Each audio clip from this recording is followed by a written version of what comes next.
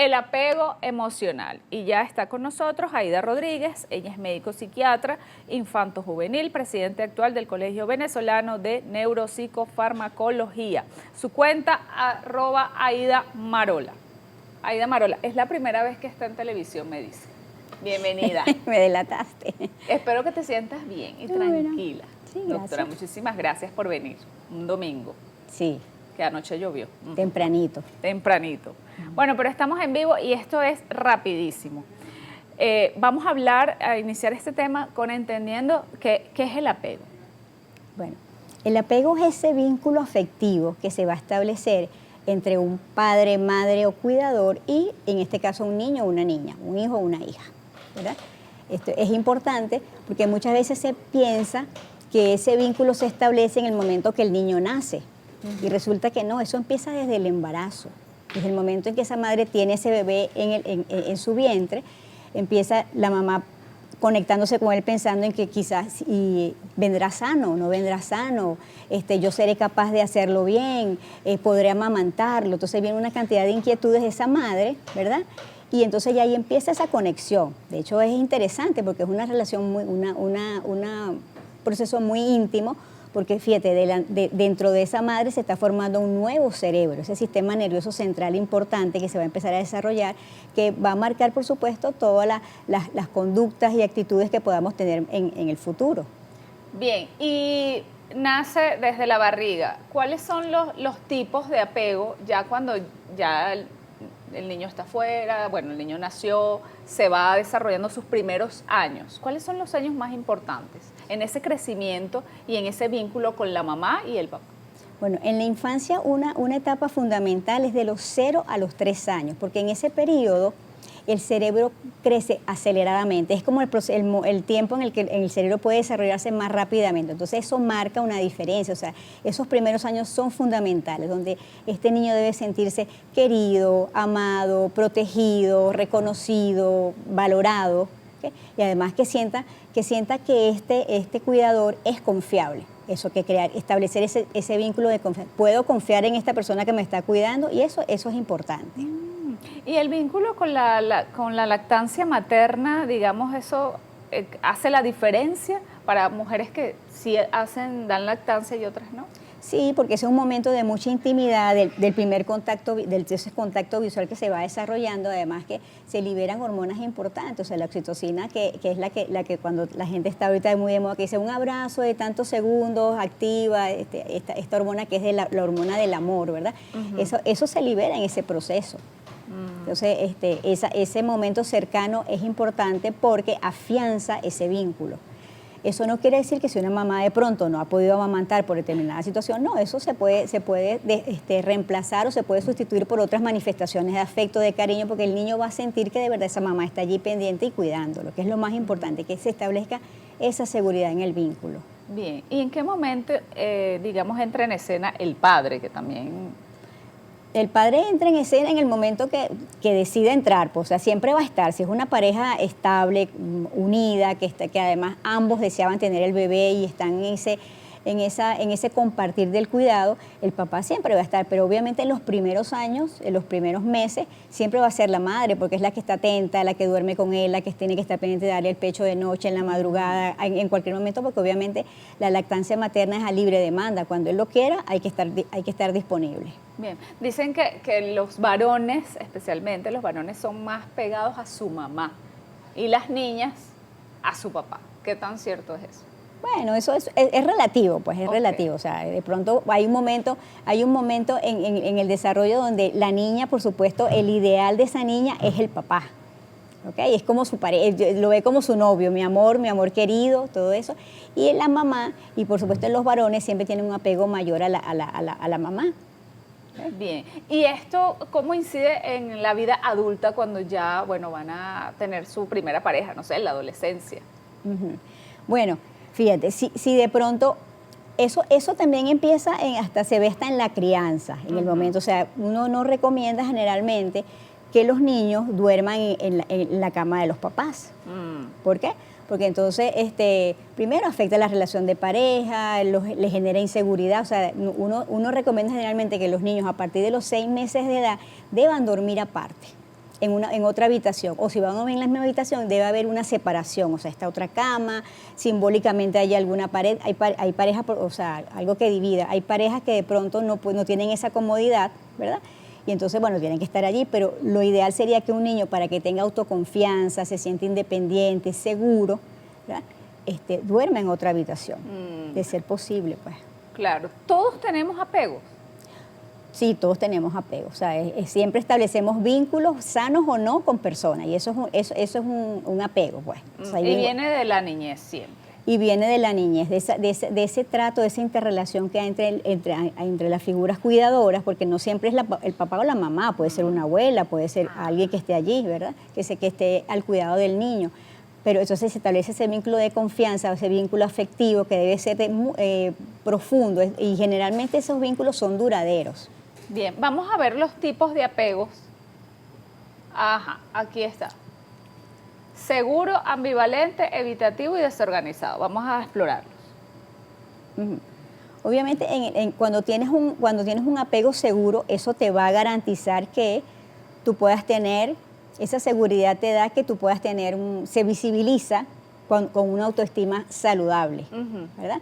Y aparte de eso, ese niño va a sentir que ese vínculo lo hace crecer, lo hace sentirse seguro, le permite explorar el ambiente, le permite descubrir sus capacidades, y eso le permite también poder desarrollar adecuadamente su personalidad, que la personalidad se empieza a estructurar desde pequeño, pero no podemos hablar de personalidad hasta que tenga 18 años de edad. Ah, bien. O sea, nadie puede decir, tienes un trastorno de personalidad antes de los 18 años, eso no es lo correcto, no es lo que debe ser, porque no es así. Bien. ¿Ambivalente? El ambivalente es ese apego, se llama ambivalente ansioso, ¿okay? Son esos niños que tienen mucho temor, o sea, tienen temor de no ser querido, de no ser cuidado, de no ser protegido, viven con ansiedad, con angustia, con miedo. Y es bien importante porque esto, por supuesto, en la adultez son esos adultos que van de pronto a tener como miedo al abandono, miedo a que no lo ame la pareja. Entonces, ese desarrollo desde la infancia va a marcar de pronto la elección de pareja. Bueno, antes de avanzar, ¿qué deben hacer los padres para que ese niño, bueno, ya en su edad adulta, no tenga ese miedo al abandono, por ejemplo, en este ambivalente, en este tipo de apego? Ajá. Bueno, esos son papás que tienen que estar presentes, ¿okay? Papás presentes que tienen que transmitirles que son importantes, que son valorados, que son queridos, que son amados, que además que ese amor es incondicional, o sea, yo te voy a querer, te portes bien o te portes mal. Eso es importante que el niño tenga ese mensaje en su cerebro, porque de pronto si hace cosas que no son correctas, puede sentir que de pronto no me van a querer. Entonces, brindarle la oportunidad de que sean independientes, o sea, la sobreprotección, por supuesto, no es lo ideal, porque también es un tipo de conducta que altera ese vínculo de apego. Ok, aquí estoy, el evitativo, poca emoción en las relaciones románticas. ¿Qué pudo haber vivido de niño una persona que tenga poca emoción en las relaciones? Bueno, el evitativo, esos niños desde pequeños tienen como unas conductas de autosuficiencia. ¿Por qué? Porque eso es por la percepción de que no se sienten seguros, no confían en el cuidador, para nada. Entonces, al no confiar en ese cuidador, por supuesto van a tener esas conductas. Son niños que de pronto evitan estar con el cuidador, prefieren estar más con sus cosas que con la persona, ¿verdad? Y no les da miedo estar aparte de ellos. Entonces, si tú ves el evitativo, es el adulto que evita los compromisos, las relaciones afectivas. El evitativo es aquel que de pronto necesita espacio, ¿okay? Y no confía y no quiere compromisos afectivos, ni manifiesta afecto, ni quiere intimidad. O sea, eso puede llegar. Claro, estamos hablando de extremos, ¿no? Claro. Pero eso marca. ¿Y por qué un niño no va a querer estar cerca de sus padres? Debe ser que son padres, podría ser por padres abusivos. Claro, ahí viene esto. O sea, cuando ellos sienten que no confían en ellos, porque de pronto se han dado situaciones difíciles, maltrato en cualquiera de sus manifestaciones. O sea, es el abandono, es la negligencia, es el maltrato físico, psicológico, el no reconocimiento, o sea, no son niños que son de pronto reconocidos cuando hacen algo bueno, hacen una tarea que no está bien, entonces en vez de decirle, oye, no importa, lo vas a hacer mejor mañana, entonces es una actitud de que, porque fallaste, no estás haciéndolo bien, no estás prestando atención, entonces el niño se confunde, porque en ese momento ese cerebro está en desarrollo y no sabe de pronto en ese momento qué es bueno o qué no es malo. Entonces ahí lo que se siente incómodo el niño es porque dice, este papá me va a querer solamente si hago bien las tareas, ¿no? Entonces por eso es que hablamos de que el amor debe ser incondicional en ese sentido. Pues yo te voy a querer, no importa lo hagas bien o lo hagas mal. Si él tiene ese mensaje, obviamente no es que no se va a inclinar solamente por hacer lo que no está bien, sino que de pronto dice, bueno, yo me voy a esforzar para hacer las cosas bien, pero aunque no lo haga bien, mi papá y mi mamá me van a querer. Claro, y tiene esa confianza. Exacto, claro. Esa confianza en sí mismo y en esos cuidadores. Bien, aquí está el desorganizado, dificultad para formar relaciones y afectos significativos, conductas contradictorias, dificultades para ver a los demás sin distorsiones significativas. Bueno, el desorganizado es como, es como la combinación del ambivalente y el evitativo. Ambas. ¿Okay? Bien, entonces son personas que el desorganizado va a tener conductas contradictorias, conductas de pronto impulsivas, agresivas, demandantes. Entonces no son niños que de pronto van a estar bien, son niños que son confusos, son indecisos. Desde chiquito. Desde chiquito empiezan. ¿Cómo se puede definir a un niño que tiene esas características? Digamos en la escuela, en su casa, ¿cómo es? Es un niño que de pronto puede estar como en un estado de alerta, ¿ok? En alerta permanente, como esperando que algo malo vaya a suceder. Porque viene de pronto de esa crianza, porque obviamente el pasado de cada papá va a determinar la crianza. Eso, si yo tuve experiencias emocionales que no fueron satisfactorias, por supuesto, eso lo voy a manifestar y si yo no lo trabajé, por supuesto, eso va a pasar a la crianza de su hijo. Okay. ¿Qué pasa cuando falta la figura de la mamá o el papá? Fíjate, bueno, aquí estamos en una sociedad que básicamente es la madre la que siempre está, pero la madre tiene la capacidad de asumir de pronto hasta estos roles masculinos. Y no es que se va a afectar ni esas cosas, pero por ejemplo, ¿en dónde se ve eso? O sea, en ser trabajador, ser responsable, ¿no? Ese tipo de cosas que de pronto la gente piensa, si no hay papá, entonces que le enseñe cómo ir al baño, cómo me rasuro, eso no, eso va más allá de eso, o sea, vamos ya como a situaciones mucho más profundas, donde si yo veo una mamá responsable, trabajadora, que siempre está presente, entonces eso también son cosas son proveedoras, que la provisión generalmente se espera desde el punto de vista social que la provisión sea de la figura masculina, pero ahorita las mamás trabajan, hacen de todo, son multitareas.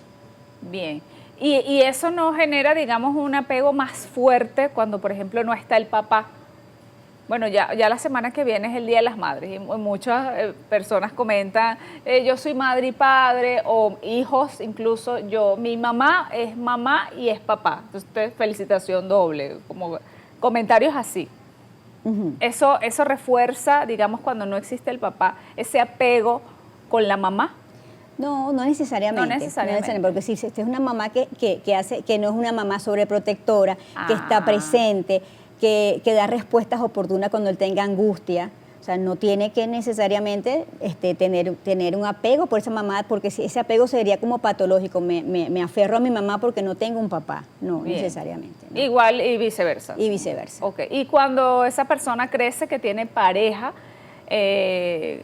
¿cómo impacta las relaciones el hecho de no vivir con su mamá o no haber vivido con su papá? Bueno, eso es relativo, porque fíjate, si tú tuviste buenas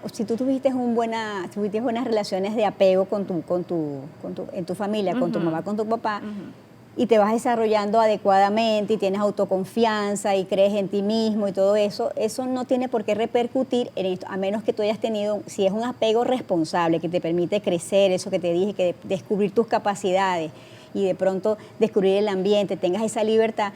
Eso va a hacer que de pronto no tienes necesariamente que escoger una pareja pensando en que, bueno, si no tuve papá, entonces no va a ser acertada esa elección, no tiene que ser así. Bien, bueno, le voy a dejar la cámara, doctora, para que le dé las recomendaciones a padres de cómo criar a un bebé, a un niño, o cómo funciona su cerebro en ese proceso de desarrollo para que no sea un niño que tenga fuertes apegos a personas y quizás a cosas cuando esté adulto.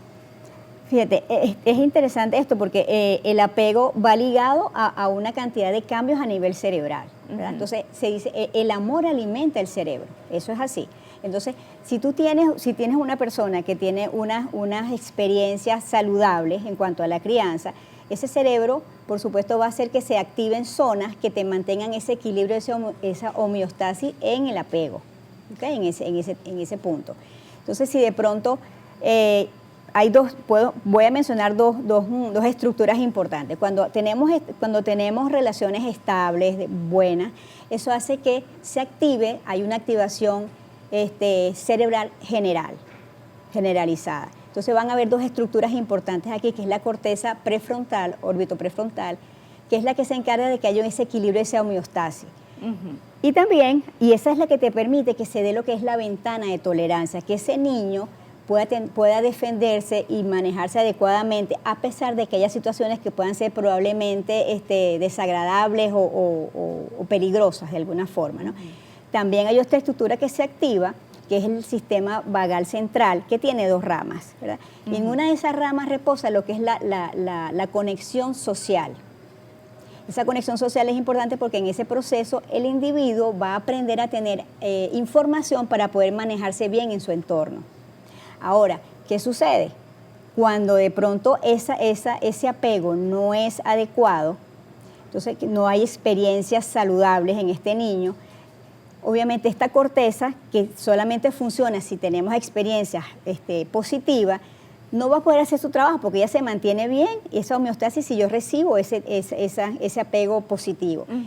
¿Y qué sucede también? Que esta zona que hablamos, el centro vagal central, se altera. Entonces, él tiene dos ramas. Entonces, está la rama simpática, que cuando se altera, esa persona está en estado de alerta permanente, hay un temor allí. Y esa alerta está en esos pacientes que tienen apego ambivalente y ansioso, que es el mismo.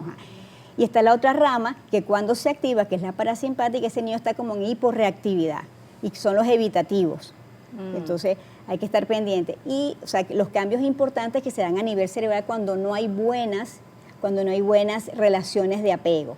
Y cuando se activan ambas, tanto la parasimpática como la simpática, entonces vamos al desorganizado, al apego desorganizado, que son esas personas que tienen conductas impredecibles, eso es lo que mencionamos, agresivos, contradictorios, y son esos adultos que van a ser complicados. Esos adultos dicen, pero esta persona es como complicada. Interesante. Aquí Jonathan dice, ¿cómo hago para sacar a mi niño del cuarto, ya que tiene 8 años y desde que nació ha dormido conmigo? Wow, bueno. Eso tiene que, bueno, si no lo ha hecho, tiene que empezar hay personas que sencillamente no lo pueden sacar porque no hay un espacio físico para hacerlo. Hay personas que viven en casas muy pequeñas, pero lo ideal es que le empiece a abrir su espacio porque eso le da independencia. Además, el estar en el cuarto de los padres hace que estos papás no tengan su espacio íntimo, privado, para no solamente el tema de relaciones íntimas, sino estar a solas, ¿verdad? Entonces, y eso le da independencia, ¿verdad?, a este niño. Entonces hay que buscar la manera ya está grande, bueno, con él ayudarlo a que decoren el cuarto a su gusto, ponerle algo a su manera, y entonces además irlo premiando por cada noche que él logre de pronto dormir en su habitación. Bueno, le damos un refuerzo positivo, que no necesariamente tiene que ser un regalo, es un abrazo, un reconocimiento. Ay, está chévere. Ay, le ponen esas cositas en el techo. Exacto, me gusta, soy fan de tal superhéroe, bueno, o de tal grupo musical, entonces bueno, ahí se va negociando, es una negociación. Aquí Denison dice, Yero, en mi caso somos padres divorciados y mi hijo se quedó con su mamá y mi hija conmigo y existe una relación muy afectiva y casi siempre nos reunimos todos como familia. Qué bueno. Ok. Y eso está bien cuando hay dos hijos. Uno prefiere vivir con su mamá y otro prefiere vivir con su papá. Eso está bien. Claro, está bien. Siempre y cuando haya un acuerdo. Okay. Exacto, siempre y cuando haya un acuerdo y no haya otra manera. Pues, o sea, pero además que es que él no se separa del otro padre. O sea, estoy viviendo con mi mamá, pero la mamá, o sea, los papás se pueden divorciar, pero no se divorcian de los hijos. O sea, los hijos están allí, entonces lo ideal sería que mantengan una relación, no van a ser los mejores amigos, pero que mantengan una relación cordial, una relación de diálogo, de negociación, o sea, porque además esos son modelos emocionales para ellos, o sea, como ellos vean cómo se manejan ellos, eso lo pueden introyectar. Oye, estos se llevan bien o se llevan mal, eso también puede repercutir positiva o negativamente. Vamos a hablar ahora con Mónica Milagros Adarme Naranjo. Ella es médico psiquiatra y es miembro directivo del Colegio de Neuropsicofarmacología. ¿Qué pasa en tu cerebro cuando no puedes soltar? Es el título de este bloque de programa. Bienvenida, doctora. Muchísimas gracias por la invitación, encantada de estar aquí, un tema súper actual y súper interesante con respecto a lo que es el apego y desapego a personas, a recuerdos y a objetos. ¡Ay! Apegos a recuerdos, no lo había escuchado. Ya hablamos entonces de los niños y cómo se va desarrollando ese cerebro de los niños con relación a los vínculos emocionales, bueno, desde su papá, familia. Ahora, ¿cómo esto afecta cuando ya está adulto, que tiene pareja o que está mayor, que los hijos no están o que sí están?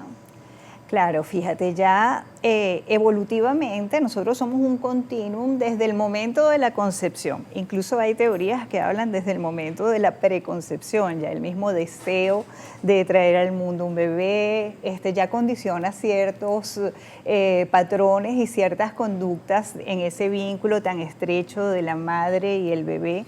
Y eso va de alguna manera conformando toda la estructura neuronal y cerebral que sirve de base para nosotros poder relacionarnos con el entorno y para poder autogestionarnos. Entonces, ¿qué pasa? En la vida adulta, pues entonces vamos a reaccionar de acuerdo a esos diferentes estilos de apego a los cuales nosotros fuimos expuestos y en los cuales fuimos moldeados. No es igual una persona que desarrolló un apego seguro y por lo tanto toda su red y su estructura cerebral se desarrolló de una manera acorde, afianzada, con seguridad, poder responder a estímulos externos de una mamá adecuada y poder autogestionar la angustia de separación, por ejemplo, cuando el niño ve ya no está mamá o mamá no la veo en un momento y pienso que ya me abandonó para siempre. Esos recuerdos y esas conductas se perpetúan también durante la adultez y quizás no es así de una manera pues tan gráfica, pero ¿qué pasa? Podemos establecer relaciones inseguras en donde tenemos siempre ese temor y esa amenaza de ser abandonados, de ser maltratados, ¿no? En casos también extremos de esos apegos ambivalentes, donde ha habido negligencia y maltrato. Eso condiciona que muchas veces nosotros nos aferremos a situaciones en las cuales nos sentimos seguros durante la infancia y volvamos a ellas nuevamente durante la vida. Que observamos o a objetos, por ejemplo, el objeto transicional que hace que, por ejemplo, el niño tiene un peluche, un muñequito y se aferra porque es como la transición de tener a la figura cuidadora, la figura materna y poder irme desprendiendo y eso hace una representación en un momento dado y después lo soltamos y ya no necesitamos más eso. Pero a veces eso no ocurre así y nos quedamos aferrados a ese objeto y eso se manifiesta después, por ejemplo, en conductas como las conductas acumuladoras, ¿ok? En donde el hecho de acumular objetos, que es lo que podemos ver muchas veces en las personas acaparadoras o lo que llamamos el síndrome de Diógenes, que no es que está, digamos, dentro de las clasificaciones de los manuales, pero lo vemos muy común en la sociedad, las personas que se aíslan del mundo, empiezan a acumular y acaparar, es muy difícil que se puedan desprender de los objetos y caen también en un descuido personal. Por eso se asocia con Diógenes, porque Diógenes en aquella época socrática, él pertenecía a una corriente filosófica y él asumió un estilo de vida que se le representa que vivía en un tonel, pero en realidad los toneles no existían en ese tiempo, ¿no? Pero es como una simbología donde no necesito nada, no necesito nada del mundo. Y entonces Alejandro Magno le dice, ¿qué quieres? ¿En qué te puedo servir? Apártate porque me estás quitando el sol. Entonces, okay, claro, llevar eso al síndrome de Diógenes es un poco como esa negligencia y ese no necesito cuidado, no necesito de nadie, no me ayuden, rechazar la ayuda. Y bueno, ahí hay como la paradoja de que en este caso sí me atesoro objetos, muchas veces sin valor, muchas veces basura, que me brindan una seguridad. Porque esos objetos simbolizan en mi mente, factores de protección. Pero esto es inconsciente. Inconsciente, totalmente. Porque tú no recuerdas cuando estabas como pegada a un peluche. Absolutamente. Esos recuerdos quedan grabados en la memoria emocional. A nivel de estructuras cerebrales hay un trastorno en ese sentido donde yo quedo fijado esas etapas. Y siempre voy a recurrir a esas etapas. Ahora, ¿qué pasa también? Esto puede estar asociado, la gravedad de todo esto puede estar asociada a otros trastornos mentales. Entonces, por ejemplo, nosotros podemos ver personas que de repente tienen depresión, tienen ansiedad, recurren al aislamiento y a conservar este tipo de objetos y no poder desprender, no necesariamente de basura, no poder desprenderme de ellos, porque son objetos que llenan esos vacíos de esas pérdidas y esos duelos y esas carencias que nosotros tenemos. Por ejemplo, también, hablando de los apegos desorganizados, tenemos trastornos como la esquizofrenia, o sea, trastornos que entran en el ámbito de la psicosis, donde rompemos el vínculo con la realidad, vivimos en una realidad donde hay delirios, donde hay alucinaciones, y entonces, bueno, comenzamos también con esta conducta de acumulación y eso tiene representaciones que no son racionales. Allí es como muchísimo más difícil, digamos, el abordaje, porque ya implicaría un abordaje también farmacológico e incluso pues, internación, o sea, son casos como mucho más graves. Y después tendríamos, por ejemplo, ya en los adultos mayores, el caso de las demencias, que están muy asociadas a estos trastornos, lo que sí está descrito en los manuales como trastornos de acumulación. En las demencias, sobre todo las orbitofrontales, nosotros tenemos una dificultad muy grande para gestionar todo lo que es la toma de decisiones y las respuestas al ambiente. Entonces vemos este tipo de conductas donde la persona acumula basura, hay un descuido, vive en otra época. Este acumular representa de repente cuando yo hacía tal cosa, cuando yo trabajaba de tal cosa, cuando yo tenía a mi pareja. Por ejemplo, en los adultos mayores se ve mucho en personas viudas, la viudez, la pérdida de la pareja. Como un apego a los recuerdos. Apego a los recuerdos, exactamente.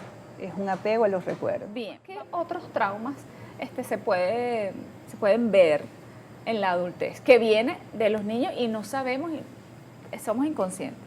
Claro, por ejemplo, en las relaciones de pareja. Cuando en las relaciones de pareja nosotros podemos ver mucho los tipos de apego que se establecieron en la infancia. En estas relaciones de pareja donde se necesita controlar a la pareja, o sea, hay una necesidad absoluta de control porque tengo mucho miedo de que la pareja me abandone, que en cualquier momento desaparezca. Entonces eso me lleva a establecer una conexión ansiosa, o sea, no desde el amor, no desde la seguridad, sino más bien desde el miedo a perderte.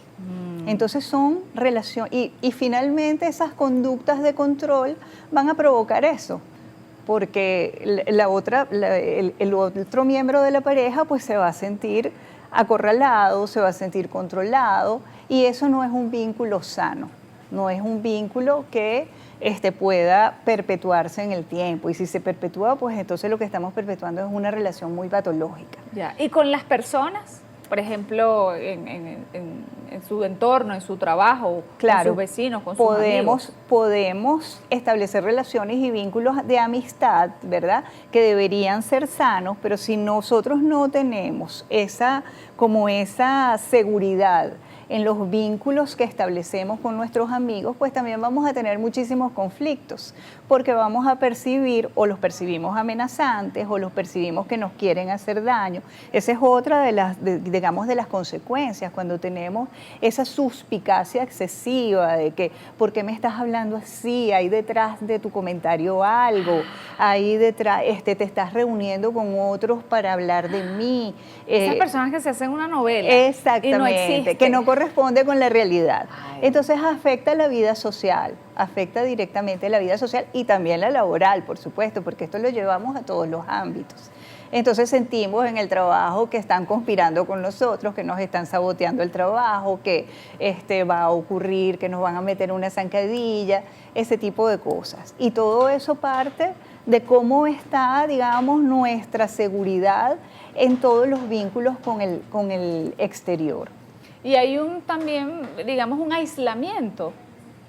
Se puede dar un aislamiento. Se puede dar un aislamiento, aislamiento, exactamente. ¿Se puede medicar? Sí, claro, ese aislamiento puede ir desde simple y llanamente una tendencia, bueno, prefiero estar solo, prefiero la soledad, que es lo que hablábamos de que ahorita como que se promueve mucho a través de memes, de que cuando me invitan, lo decías, me invitan a una fiesta y entonces después me arrepiento. Estoy metido en mi camita y digo, no, tengo muchas cosas que hacer, no quiero conectar con el mundo porque lo percibo hostil, amenazante, me genera ansiedad.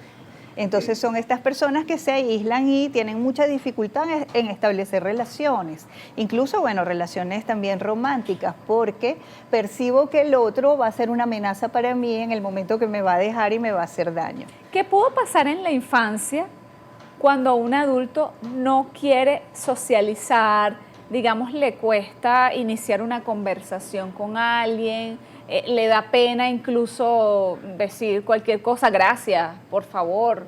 Porque claro, hay gente que a veces lo he tenido de frente. Ay, es que me da pena. ¿Cómo te va a dar pena decir gracias? Le da pena. Sí, porque hay un temor muy grande a ser juzgado. Probablemente hubo experiencias traumáticas donde sufrió de desaprobación a nivel de los padres o incluso burla. Eso hace muchísimo daño, o sea, cuando los padres se burlan de las conductas de los hijos. Y muchas veces es sin una mala intención, lo ven como natural o simplemente son patrones que aprendieron. Entonces ese niño crece pensando que es inadecuado, que todo lo que va a hablar, que todo lo que va a ser juzgado y va a ser objeto de crítica y de burla. Y siente mucha ansiedad en el poder expresarse.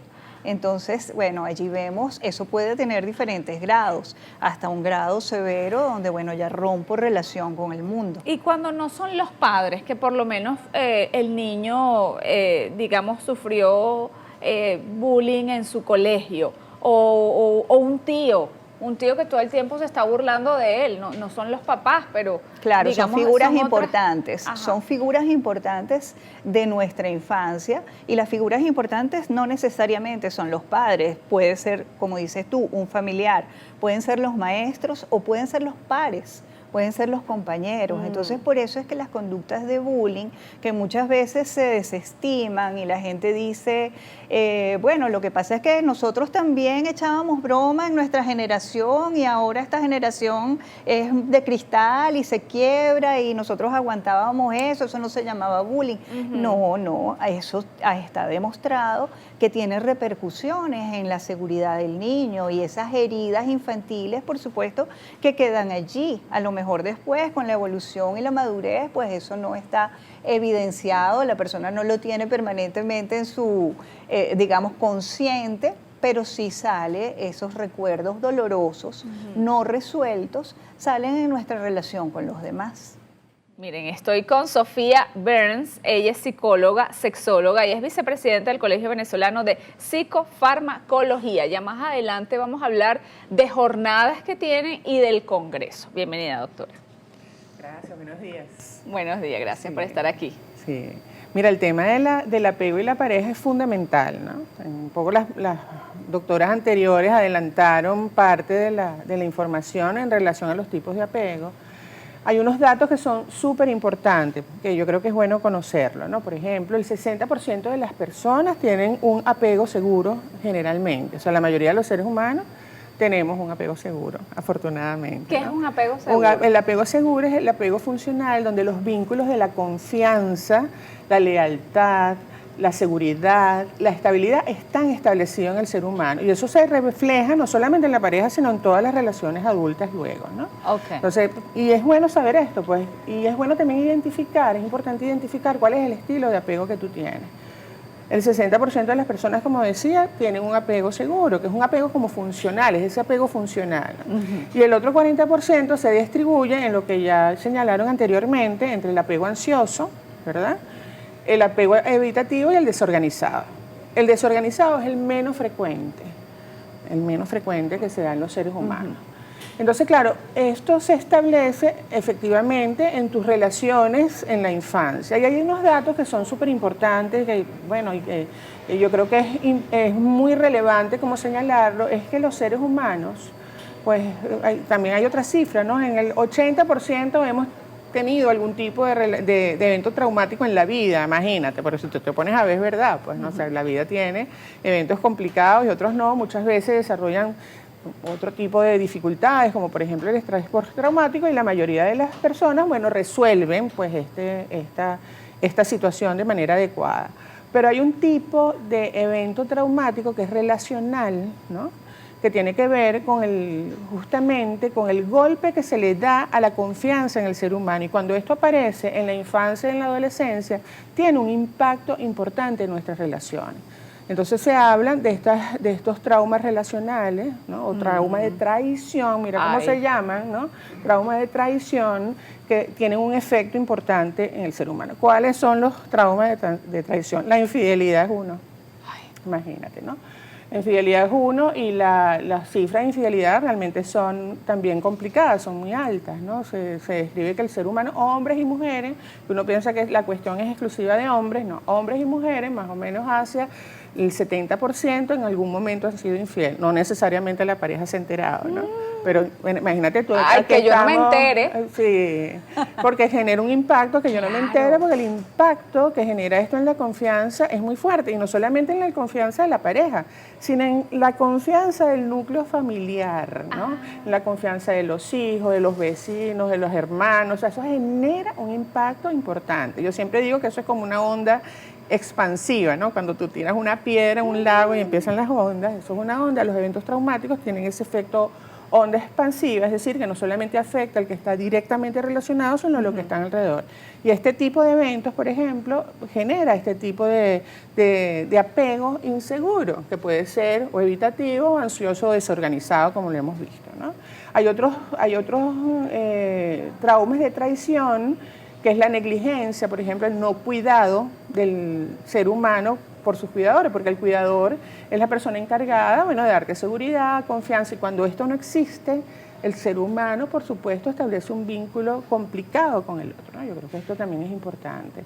Los abusos, ¿no?, los abusos emocionales, físicos, y abusos sexuales también, que lamentablemente aparecen en un grado importante, también generan estos vínculos complicados en el ser humano, ¿no?, que se relacionan luego de cómo tú te relacionas con el otro, y ahí pasa algo que es fundamental, que es que se afecta la confianza, que es un vínculo fundamental para una buena relación. Cuando tú me decías cuál es el apego seguro, bueno, es una relación de confianza, de respeto, de lealtad, ¿no? Yo estoy seguro contigo, yo me siento bien contigo.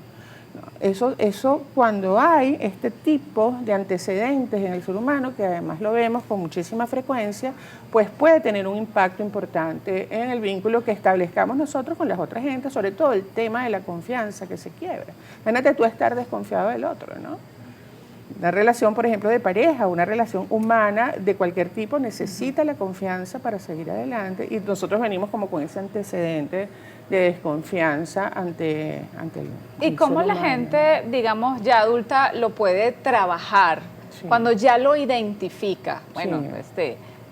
porque a veces no se tiene ni siquiera la confianza en sí mismo. Sí. Bueno, esa es una de las que más se afecta, ¿no? La confianza en sí mismo, la autoestima, pues, y el amor propio. Se afecta mucho ante situaciones como esta.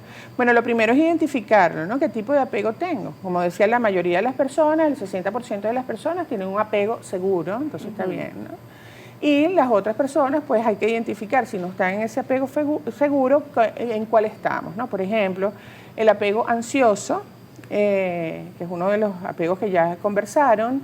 Las personas tienden se confunden mucho y muy probablemente hay algo de eso con la dependencia emocional, ¿no? Tienen temores importantes del abandono o de que la persona le vaya a hacer algo negativo, que no vaya a ser fiel, que vaya a ser desleal, que no vaya a estar allí, que en cualquier momento pueda dejar la relación. Entonces eso genera, claro, es una amenaza porque la pareja, por ejemplo, en el caso de la pareja o cualquier otra relación, es una pareja donde se necesita una confianza que no está establecida, entonces aparecen los celos, el chequeo permanente, o sea, ya hay un tema de aprendizaje. Si tú tienes algún tipo de este comportamiento, bueno, yo creo que es uno, identificarlo, luego ver, ¿no?, qué es lo que te está generando esa ansiedad. La ansiedad, como se llama, apego ansioso. La ansiedad desde el punto de vista de la orientación cognitiva, que es la que trabajamos, pues la genera la anticipación de la catástrofe o la amenaza, ¿no? Entonces me vas a dejar, me vas a hacer infiel, no vas a estar aquí, me vas a dejar de querer. Imagínate qué duro para una persona que no esté segura si la otra persona la quiere o no, que la puede dejar de querer en cualquier momento. Y eso está dentro de la cabeza de la persona. Muchas veces sí, otras veces pueden estar combinados porque, bueno, como dice el dicho criollo, ¿no? A veces Dios los hace y ellos se juntan. Entonces puede parecer con frecuencia, por ejemplo, que una persona puede establecerse relaciones entre una persona con apegos funcionales, ¿verdad?, con apegos no funcionales, ¿verdad? Pero también se pueden establecer vínculos entre personas con apegos no funcionales, por ejemplo, un ansioso y un evitativo. Entonces imagínate tú una persona que tiene un apego evitativo, que se distancia, que no está allí, que no está asequible emocionalmente, porque la manera de protegerse ante sus temores es la evitación, no el apego, sino la evitación, no es el apego ansioso, que es que tengo que estar allí el 100% de las veces, un poco poniéndolo exagerado, ¿no? Esta persona se protege de la ansiedad, que es un comportamiento típico de la ansiedad. Puede ser la evitación. Cuando tenemos miedo de algo, pues no vamos hacia allá, ¿no? Evitamos estar. Entonces, imagínate tú una persona con un apego ansioso que se relacione con una persona con apego evitativo. Entonces, imagínate tú ese círculo vicioso. Claro. Entonces, bueno, ¿cómo se da cuenta? Primero, ¿qué niveles de malestar emocional te genera el tema de la pareja o la relación adulta que tengas? ¿Qué te está generando? Si no te está generando paz, seguridad, confianza, ahí hay algo que ver, ¿no?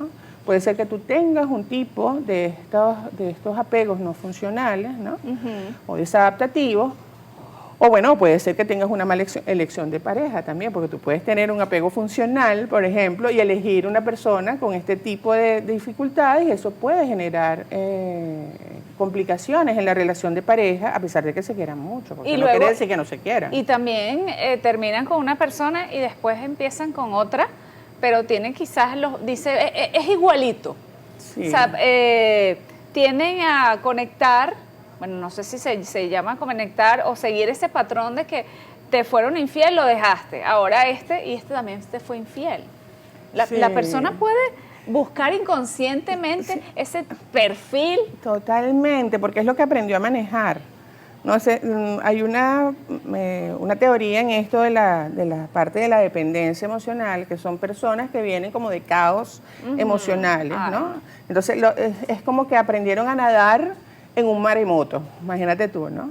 Entonces cuando tienen unas aguas tranquilas, como que no, aquí no, necesitan esto no que está haya un fastidio, necesita el maremoto para poder, entonces se meten en relaciones complicadas porque es lo que saben manejar, es lo que aprendieron, lo que vieron, ¿no? Lo que vieron, fueron las relaciones que vieron en su infancia, como lo hablaron acá, en su infancia, en su adolescencia, o fueron las relaciones que tuvieron al principio, que marcaron, y de alguna manera es lo que saben manejar. Entonces, las personas cuando repiten patrones, no todo el mundo repite los patrones, pero cuando se ve esta repetición de patrones, hay que ver qué pasó allí, ¿no? Cuáles son tus aprendizajes o esquemas, le decimos nosotros esto, los esquemas son como mapas mentales que nos guían, ¿no?, en el comportamiento humano. Ahora vamos a hablar de la infidelidad como estrés postraumático. ¿Qué estrés? Sí. Seguimos conversando con Sofía Burns, ella es psicóloga, sexóloga, es vicepresidenta del Colegio Venezolano de Psicofarmacología, y en una jornada, su tema es este precisamente. Sí, tenemos la 6ª jornada del Colegio Venezolano de Neuropsicofarmacología el 23 de mayo, ahorita, en poco tiempo.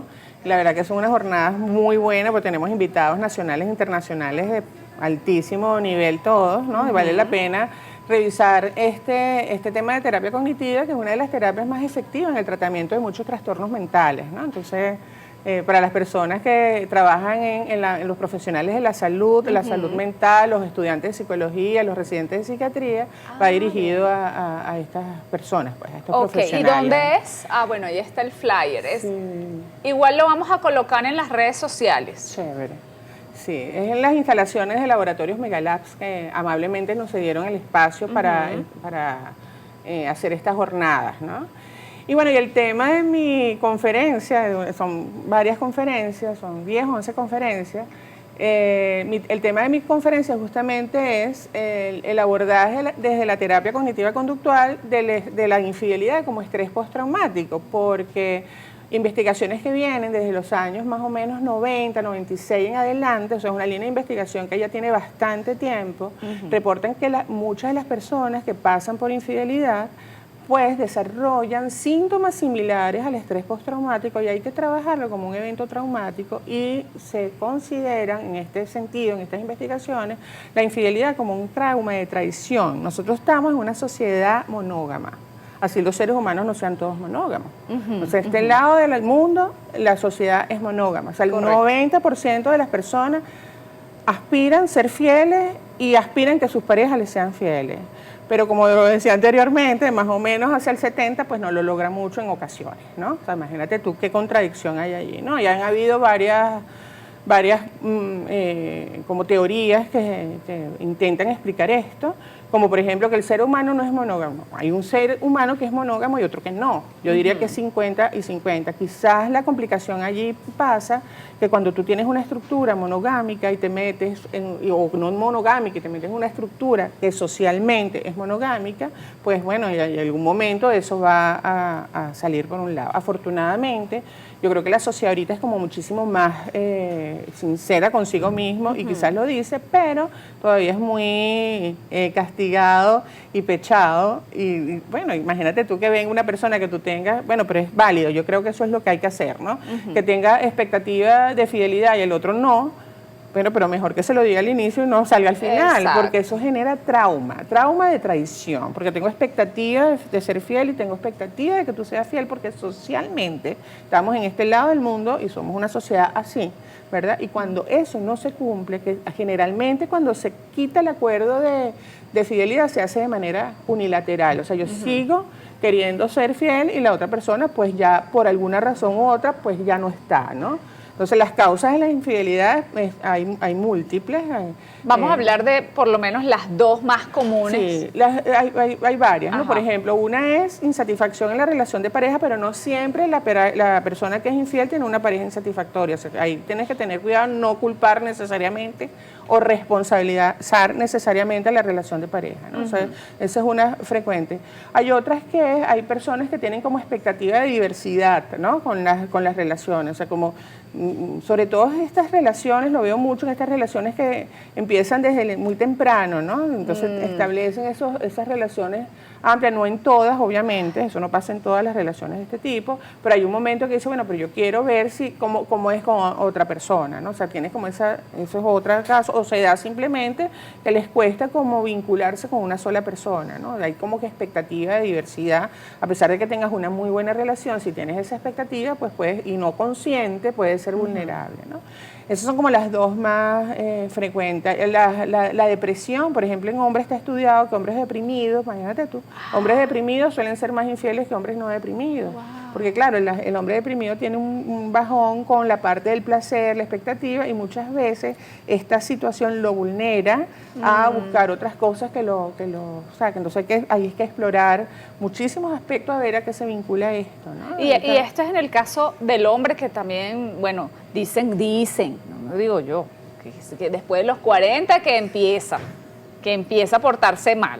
Eso lo dicen de los caballeros. Ahora la mujer, que también no se queda atrás. No se queda atrás. A mí no me gusta hacer esa diferencia tan sexista allí porque los resultados son más o menos similares. O sea, los mismos procesos de esto, ¿no? De insatisfacción o de necesidad de diversidad o cualquier otra de estos procesos también puede pasar en la mujer. Lo que pasa es que, claro, la mujer lo muestra menos. La mujer muestra menos la infidelidad, ¿no? ¿Y por qué es infiel la mujer? Por las mismas razones. Por las mismas razones. Por insatisfacción marital, por necesidad de diversidad, por aburrimiento, por estados emocionales negativos, por no atención y falta de comunicación en la pareja, que forma parte de la insatisfacción marital, impacto en la parte de la sexualidad. Hay personas que dicen, bueno, es que ya tenemos 25 años juntos, entonces no, y eso es normal, no tener nada, ni vincularnos, somos como roommates, no sé qué, entonces eso vulnera al ser humano. Y eso es normal después de tanto tiempo. No es normal. No es normal estar insatisfecho en las áreas afectivas y en la área de la sexualidad, que es una dimensión humana necesarísima en las relaciones. Entonces, cuando no tienes satisfacción allí, no es que vas a ser infiel necesariamente, pero te vulnera como ser humano, ¿no? Yo creo que eso es importante. Bien, y luego que, bueno, entendiendo que es un trauma de traición, ¿esto se puede perdonar una infidelidad de verdad? Sí, se puede perdonar. Pero fíjate tú, el trauma no a todas las personas que pasan por infidelidad se les genera un trauma, ¿no? Hay una gente, bueno, es un evento traumático, pero mucha gente desarrolla una situación postraumática con esto y otra no. Más o menos el 30% de las personas, que no es poca, desarrolla esta parte que la gente no entiende mucho, ¿no? El impacto, ese choque emocional que sienten los hombres y las mujeres en la misma medida cuando descubre que el otro es infiel, ¿no? La gente se altera, pierde el sueño, pasa todo el día rumiando sobre la situación de infidelidad, tiene ataques de rabias, de iras, de celos, está hiperalerta con el otro, se le interviene el sueño. O sea, todas esas situaciones, esas son sintomatologías de estrés postraumático, estrés agudo cuando está pasando, y si dura más de 3 meses ya de estrés postraumático, y generalmente es así, y si no se resuelve, eso puede quedar por años, ¿no? Entonces, por ejemplo, tú escuchas muchas veces, bueno, pero ¿cuándo vas a pasar la página? Cuando no puedes pasar la página, cuando están esas cosas, ¿no? Y la página no se pasa tan rápido, es la otra, ¿no? Que hay que saber, porque también hay que serse responsable del impacto que nosotros generamos en el comportamiento del otro. O sea, un choque tan duro como esto de la infidelidad no se pasa en una semana, y muchas veces, te digo, porque yo lo escucho en mi consulta, muchas veces, bueno, pero ¿cuándo va a pasar la página? Y si está conmigo y me perdona, ¿y por qué va a seguir sacándome el tema? Porque no lo tiene procesado. Tiene que aguantarse el chaparrón. Bueno, yo he escuchado. Tiene que aguantarse el chaparrón y hacer cosas para generar confianza. El vínculo de la confianza. O sea, no solamente perdonar. Porque la gente puede perdonar, pero la confianza queda totalmente afectada y recabrajada, ¿no? Entonces, el vínculo de la confianza cuesta recuperarlo, la persona tiene que hacer cosas para recuperar ese vínculo, y la pareja obviamente también tiene que hacer cosas para recuperar el vínculo. Entonces por eso te la calas, bueno, aguanta el chaparrón. Exacto. Y ve qué puedes hacer para esto que se destruyó por el tema de la infidelidad, pues se pueda reconstruir. ¿Que va a ser igual que antes? Bueno, probablemente no. Yo me acuerdo, ¿te acuerdas de esos jarrones chinos que se rompen y la gente lo pega y le ponen cosas de oro y quedan bellísimos? Bueno, puede pasar algo así, ¿no? O sea, no va a ser igual, pero eso puede ser una oportunidad de crecimiento para la pareja, de darse cuenta, por ejemplo, cuáles han sido los elementos que llevaron a esto, no culpando a la persona a quien le fueron infiel, ¿no? Sino como la responsabilidad de mejorar la relación de pareja si es el punto de vulnerabilidad. Si no es el punto de vulnerabilidad, es una oportunidad para el ser humano, para la persona, de ver, bueno, ¿qué pasó que yo hice esto, no? También. Porque las personas a veces no saben el impacto que va a causar en aquella persona, sino cuando la ve que está mal, que está destruida, que de verdad tenía un buen matrimonio y bueno, hizo esto y cuesta, y esa persona también se siente mal, el que fue infiel. Claro que se siente mal. Él también puede tener un trauma. Generalmente, más que un trauma, está asociado más a la culpa, ¿no? Y la culpa es uno de los sentimientos más terribles en el ser humano, ¿no? Que tiene que trabajarse, que mantiene procesos emocionales no funcionales. Cuando una gente tiene culpa por algo, puede pasar años como allí, ¿no? Como en el tema de la culpa, entonces es una emoción que hay que atender. Y lo que decíamos, que ese tipo de trauma no es solamente a la pareja, es una onda expansiva, es a las familias, a los hijos, es a los sobrinos, es a la sociedad, a las amistades, o sea, eso es una onda expansiva dura. Yo tuve parte de esa onda, con una amiga que le montaron un cacho, y de verdad yo no sabía lo que significaba el impacto de eso hasta que lo vi. Yo, no, vale, claro, era más joven, uno no... De joven como que es más ligero. No, eso pega a cualquier edad. Imagínate. Eso pega a cualquier edad. Bueno, te voy a dejar la cámara, Sofía, para que invites a toda la gente en esta jornada y congreso que tienes. Sí, bueno, nosotros formamos parte, las dos doctoras anteriores también, del Colegio Venezolano de Neuropsicofarmacología, y tenemos dos eventos importantes. Uno son las jornadas de terapia cognitiva conductual, que es el 23 de mayo. Aquí vamos a desarrollar esta terapia súper efectiva en diferentes áreas de la salud mental y relacional del ser humano. Y tenemos nuestro evento estrella, que es el Congreso Venezolano de Neuropsicofarmacología, que son 3 días. Julio 10 a julio 12, sería 10, 11 y 12 de julio en el Hotel Renaissance. Los esperamos porque de verdad es una oportunidad de formarse como profesional y darle una mejor respuesta, obviamente, a las personas que vienen a nuestra consulta, y por supuesto esto nos va a llevar a que seamos personas con mejor salud mental en nuestro país, que bastante falta nos hace.